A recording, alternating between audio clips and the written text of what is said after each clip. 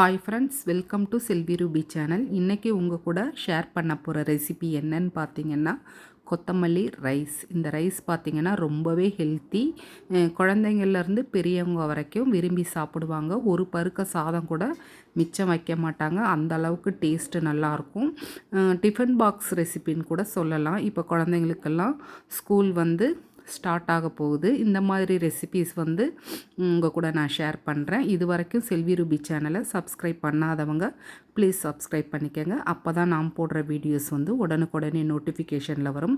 இப்போ கொத்தமல்லி ரைஸ்க்கு தேவையான இன்க்ரீடியன்ட்ஸ் எல்லாம் நான் எடுத்து வச்சுருக்கேன். கொத்தமல்லி பார்த்திங்கன்னா நல்லா ஒரு கைப்பிடி, ஒரு 3 பச்சை மிளகா, ஒரு துண்டு இஞ்சி, ஒரு வெங்காயம், கருவேப்பிலை. இது என்னோடய அளவுக்கு ஏற்ற மாதிரி நான் எடுத்திருக்கேங்க. உங்களுக்கு எந்த அளவுக்கு தேவையோ இந்த இன்க்ரீடியன்ட்ஸ் எல்லாம் கூடவோ குறைச்சோ எடுத்துக்கங்க. சிம்பிளான ரெசிபி தான், ஆனால் ரொம்பவே டேஸ்ட்டு அட்டகாசமாக இருக்கும்.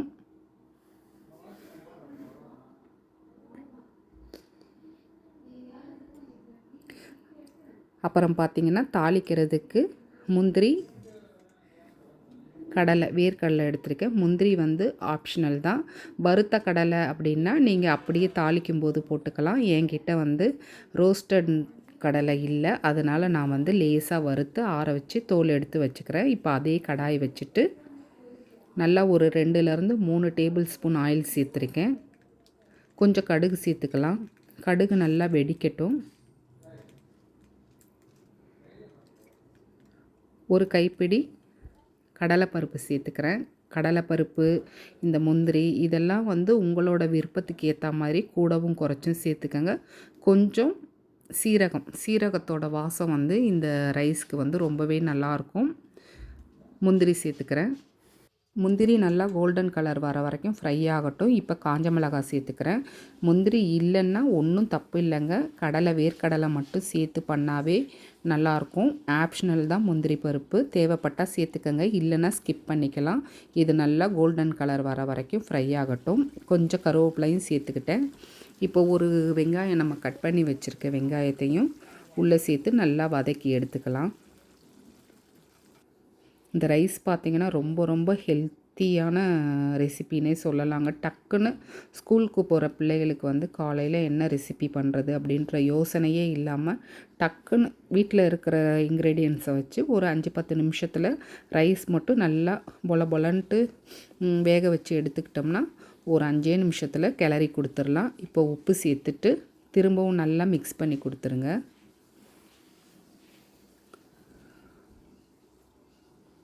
வெங்காயமும் ரொம்ப வதங்கணுன்ற அவசியம் இல்லை, லேசாக கண்ணாடி பதம் வந்தால் போதும். இப்போ மிக்ஸி ஜாரில் நான் பார்த்திங்கன்னா கொத்தமல்லி, இஞ்சி, பச்சை மிளகா தேவைப்பட்டால் இதுலேயும் கொஞ்சம் சீரகம் சேர்த்தும் நம்ம அரைச்சிக்கலாம். தேவையில்லைன்னா ஸ்கிப் பண்ணிக்கலாம். இந்த அரைச்ச பேஸ்ட்டை இப்போ நம்ம வதக்கி வச்சுருக்க இன்க்ரீடியன்ஸோடு உள்ளே சேர்த்துட்டு நல்லா கிளறி கொடுத்தோம்னா ஈஸியான டேஸ்டான கொத்தமல்லி ரைஸ் குயிக்காக ரெடி பண்ணி முடிச்சிடலாம். இது ஸ்கூலுக்கு போகிற பிள்ளைங்களுக்கு மட்டும் இல்லைங்க, ஆஃபீஸ் போகிறவங்களுக்கு எல்லாருக்குமே டக்குன்னு ஒரு லஞ்ச் பாக்ஸ் ரெசிபியாக இருக்கும். அப்புறம் பேச்சுலர்ஸ்க்கெல்லாம் இது ஈஸியான ரெசிபியாக இருக்கும். கண்டிப்பாக ட்ரை பண்ணி பாருங்கள். இப்போ மிக்ஸி ஜாரை நான் லேசாக அலம்பி அதையும் தண்ணியை உள்ளே சேர்த்துக்கிறேன். ரொம்ப தண்ணி சேர்த்தோம்னா ஒரு மாதிரி சலசலன்னு ஆயிரும். நமக்கு தேவையான அளவு தண்ணி மட்டும் சேர்த்து நல்லா கைவிடாமல் மிக்ஸ் பண்ணிக்கோங்க. அடுப்பை ரொம்ப சிம்மில் வைக்கணுன்ற அவசியம் கிடையாது. கொஞ்சம் மீடியமாக வச்சு குக் பண்ணோம்னா நல்லா எண்ணெய் பிரிஞ்சு வரும்.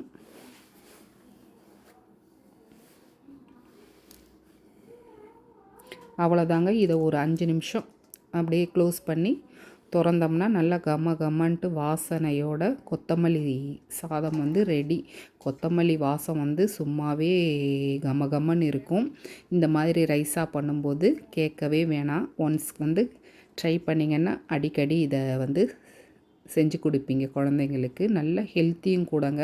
இதில் நம்ம கருவேப்பிலை எல்லாமே சேர்த்துருக்கோம். அவ்வளோதாங்க. இதை ஒரு 5 நிமிஷம் தட்டு போட்டு மூடிட்டு நம்ம ரைஸை போட்டு கிளறி எடுத்துடலாம். நல்லா பாருங்கள், ரைஸ் பாருங்கள் நல்லா உதிரியாக இந்த மாதிரி நம்ம வடித்து மிக்ஸ் பண்ணோம்னா ரொம்பவே இந்த டேஸ்ட்டு வந்து ரொம்பவே நல்லாயிருக்கும். அவ்வளோதாங்க, மிக்ஸ் பண்ணிக்கிறேன்.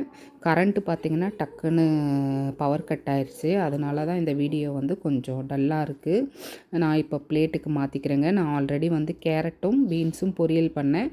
இந்த கொத்தமல்லி ரைஸ்க்காக நான் எந்த வெஜிடபிளும் நான் பண்ணலை. இதுக்கு நல்ல ஒரு உருளைக்கிழங்கு மசாலா, நல்ல ஒரு காரமாக, அதாவது சுருக்குன்னு ஏதாவது ஒரு சைட் டிஷ் வச்சு சாப்பிட்டோம்னா ரொம்பவே டேஸ்ட்டாக இருக்கும். நான் வந்து வீட்டில் உள்ள நான் ஆல்ரெடி பொரியல் பண்ணி வச்சுருந்தேன் கேரட் பீன்ஸே சர்விங்க்கு வச்சுட்டேன். நல்ல ஹெல்த்தியான ரெசிபி, குழந்தைங்களுக்கு கண்டிப்பாக செஞ்சு கொடுங்க. ஒரு பருக்க சாதம் கூட மிஸ் ஆகாமல் சாப்பிட்டு வருவாங்க. அதே மாதிரி ஹெல்த்தியான ரெசிபீஸ், ஈஸி குக்கிங் வேணும்னா செல்வி ரூபி சேனலை விசிட் பண்ணி பாருங்கள். நல்ல நல்ல ரெசிபீஸ் வந்து நான் கொடுத்துருக்கேன். கண்டிப்பாக விசிட் பண்ணி பாருங்கள். இப்போ சாப்பிட்டு பார்ப்போம் எப்படி இருக்குன்ட்டு. ரொம்பவே நல்லாயிருக்குங்க. பார்க்கும்போதே சொல்லவே வேணாம், பார்க்கும்போதே இல்லை சொல்லவே வேணாம். கொத்தமல்லியோட வாசனை ரொம்ப ஜம்முன்னு வருது. இந்த வீடியோ பிடிச்சிருந்தா சப்ஸ்கிரைப் பண்ணுங்கள். தேங்க்ஸ் ஃபார் வாட்சிங்.